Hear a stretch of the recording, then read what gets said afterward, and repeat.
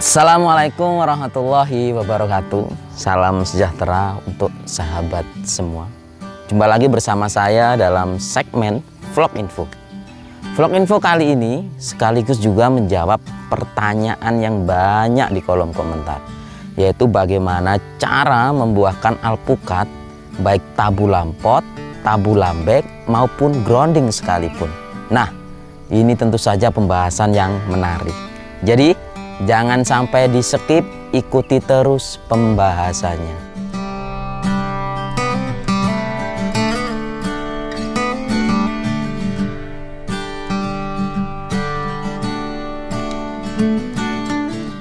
Oke, sahabat hijau semua, perihal bagaimana menanggapi cara membuahkan alpukat baik di pot, di planter bag maupun di grounding, maka saya juga balik tanya dulu.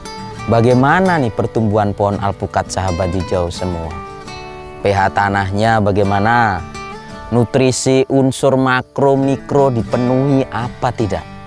Sudah pruning apa belum?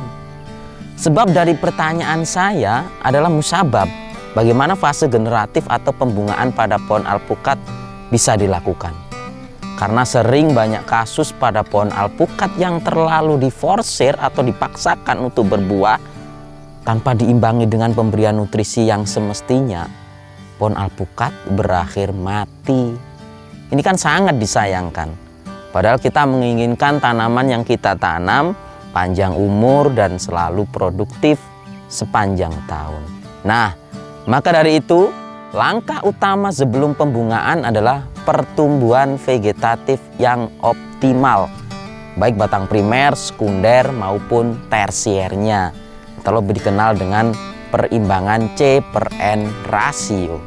Dan bagaimana sebenarnya C/N rasio ini berperan ya dalam proses pembungaan? Yuk kita masuk.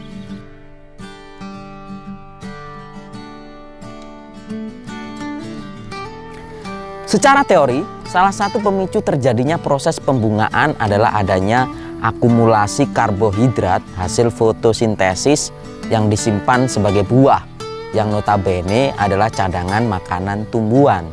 Ini berarti jika kadar karbohidrat dalam hal ini unsur karbon atau C sebagai penyusun utamanya memiliki nilai yang tinggi dibanding unsur nitrogen.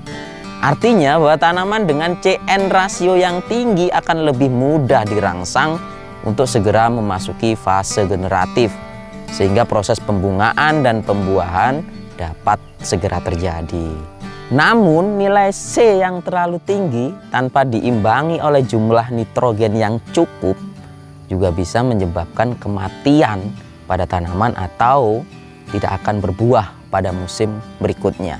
Nah, inilah yang menyebabkan pohon alpukat kita sehabis berbuah lebat tiba-tiba mati atau berhenti tidak produktif lagi.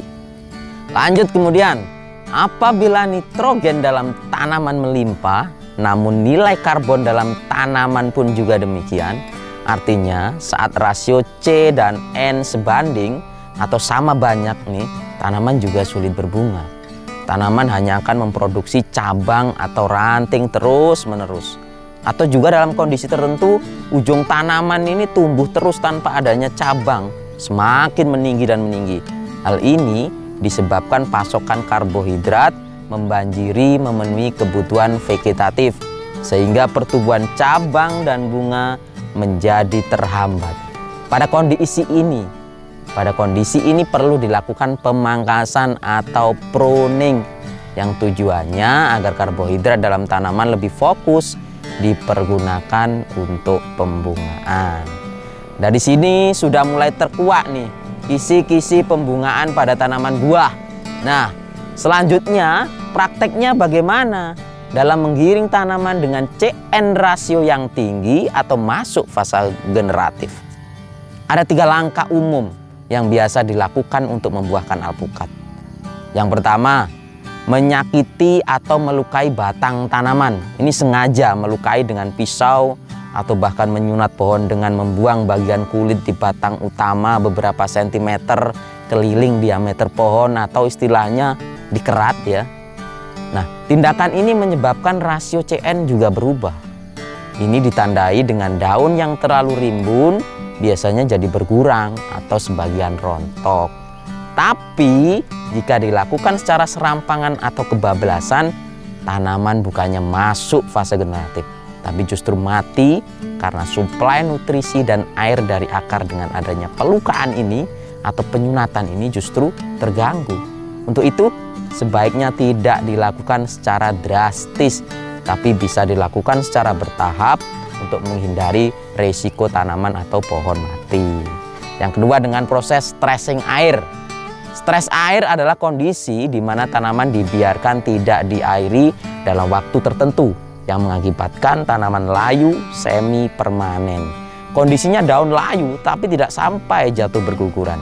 Dengan stres air ini mengakibatkan hasil fotosintesis berupa fotosintat dari daun dan cabang tanaman tidak dapat ditransportasikan ke bagian lain, sehingga terjadi pemusatan konsentrasi fotosintat itu sendiri. Penumpukan karbohidrat yang terjadi di bagian jaringan meristem ujung pucuk atau ketiak daun akan menghasilkan bakal bunga. Yang ketiga, dengan cara pemupukan pola generatif. Secara pribadi, cara ini yang sering saya pakai, cara yang lebih aman dan tentu saja sangat simpel untuk dikerjakan, yaitu dengan memberikan pupuk pola generatif, yaitu unsur nitrogennya rendah, fosfornya tinggi, kaliumnya tinggi, ditambah dengan kalsium dan boron. Nah, ini terserah sahabat hijau ya, bisa pakai organik, bisa juga anorganik, bisa juga dikombinasikan. Kalau saya pribadi, saya biasa gunakan pupuk yang umum saja, yang beredar luas di pasaran, yaitu MKP, KNO3, dan juga boron dengan cara dikocor maupun dispray. Adapun penggunaan pupuk kimia yang biasa saya lakukan ini terukur ya, harus terukur.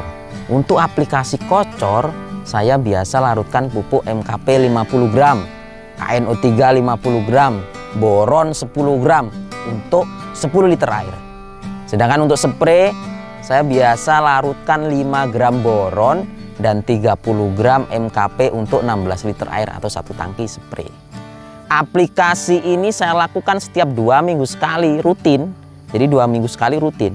Dan sebagai catatan, pemberian pupuk ini sebaiknya dilakukan ketika tanaman alpukat sedang tidak dalam tumbuh tunas baru. Dari penerapan pemberian pupuk tadi, mungkin 3 sampai dengan 4 kali aplikasi sudah mulai terlihat hasilnya. Namun tidak jarang juga pemupukan ini kadang lebih dari 4 kali aplikasi. Yang jelas tidak ada patokan pasti, namun kesempatan praktek inilah menjadi bahan riset kita untuk lebih jauh lagi dalam memahami pola tanaman itu berbuah. Bisa jadi tahapan membentuk CN rasi yang tinggi ada kekurangan dari segi takaran pemberian pupuknya. Nah, ini bisa dinaikkan sedikit demi sedikit dan tentu saja mulailah dari dosis terkecil.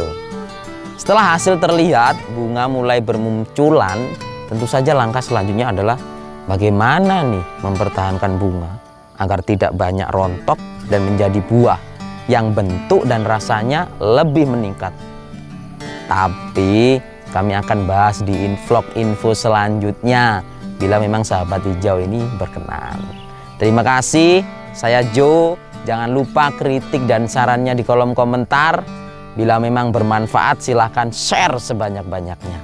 Dan salam hijau semilir.